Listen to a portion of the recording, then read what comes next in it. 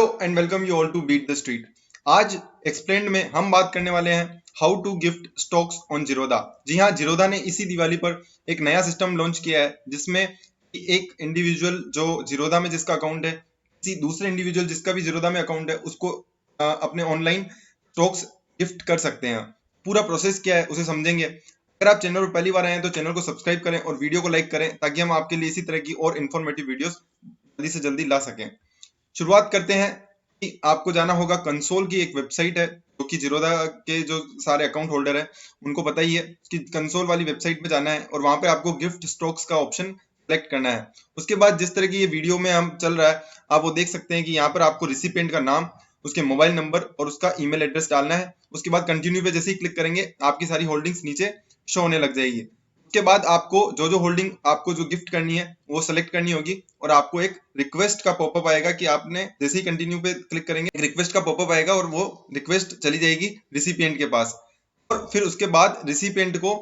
ये सारा प्रोसेस होने के बाद आप जैसे ही कंफर्मेंट सेंड करेंगे उसके बाद रिसिपिएंट के पास कंफर्मेशन चली जाएगी और उसके बाद उसे करना होगा एक्सेप्टेंस एंड अप्रूवल। तो एक्सेप्टेंस एंड अप्रूवल में क्या होता है कि जैसे ही आप यहाँ से स्टॉक को ट्रांसफर करते हैं और वहां पर उनके पास एक पॉपअप विंडो ओपन होती है जिसमें उनके लिए 7 दिनों तक एक पॉपअप विंडो ओपन होगी जिसमें अगर वो एक्सेप्ट कर लेते हैं तो आपके पास वापस से कंफर्मेशन रिक्वेस्ट आएगी और अगर नहीं करते हैं तो 7 दिन तक वो ओपन रहेगी और उसके बाद अपने आप कैंसिल हो जाएगी। और अगर फिर जैसे ही आपको वो रिक्वेस्ट मिलती है कि उन्होंने एक्सेप्ट कर लिया है तो फिर आपको एक एसएमएस भी आएगा और एक ईमेल भी आएगा जीरोधा की तरफ से कि अब आपको स्टॉक ट्रांसफर करने हैं तो आप अपना सीडीएसएल टी पिन डालिए। तो सीडीएसएल टी पिन क्या होता है कि सीडीएसएल टी पिन एक 6 नंबर का डिजिट होता है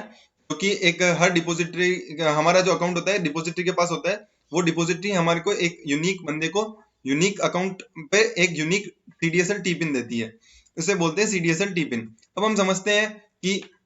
इस तरीके की पॉपअप विंडो में जैसे ही आप कंफर्म करेंगे और अप्रूव करेंगे उसके बाद आपको एक ओटीपी आएगा जो कि सीडीएसएल के द्वारा भेजा जाएगा और सीडीएसएल उसे ऑफ मार्केट हार्स में, मतलब शाम को 5 बजे से 8 बजे के करीब ये प्रोसेस होती है। जिस दिन भी आपका एक्सेप्टेंस होगा उस दिन से 5 बजे से शाम को 8 बजे तक आपको ये आपके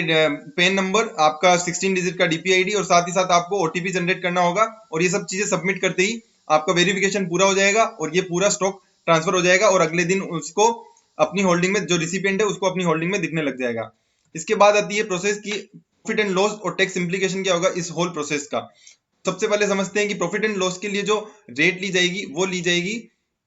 closing rate of the day, मतलब जिस दिन 5 बजे से 8 बजे तक आप पूरी प्रोसेस करने वाले हैं उस दिन की जो क्लोजिंग रेट होगी वो ली जाएगी आपकी प्रॉफिट एंड लॉस की कैलकुलेशन में। और साथ ही साथ टैक्स इंप्लीकेशन की अगर हम बात करें, टैक्स इंप्लीकेशन होगा अगर आप 50,000 रुपए से स्टॉक ज्यादा के स्टॉक अगर ट्रांसफर करते हैं तो रिसीवर को इस पर टैक्स देना होगा, सेंडर पे कोई टैक्स की लाइबिलिटी नहीं आती है। अब हम समझते हैं कि टैक्स की इंप्लीकेशन अगर हम रिसीवर के लिए भी समझे उसमें क्या क्या चीजें आपको ध्यान रखनी होगी और कब कब टैक्स नहीं लगता है। जी हाँ, आपने अगर 50,000 रुपए से ज्यादा भी ट्रांसफर किया तो भी टैक्स नहीं लगेगा अगर आप 3 विषयों पर, अगर आप 3 लोगों को इससे सेंड करते हैं। पहला आता है रिलेटिव्स, दूसरा आता है अगर आप ओकेजन ऑफ मैरिज पे, अगर किसी की मैरिज सेरेमनी पर अगर आप उसे ट्रांसफर करते हैं, और साथ ही साथ इनहेरिटेंस पे अगर ट्रांसफर करते हैं तो आपको कोई भी टैक्स की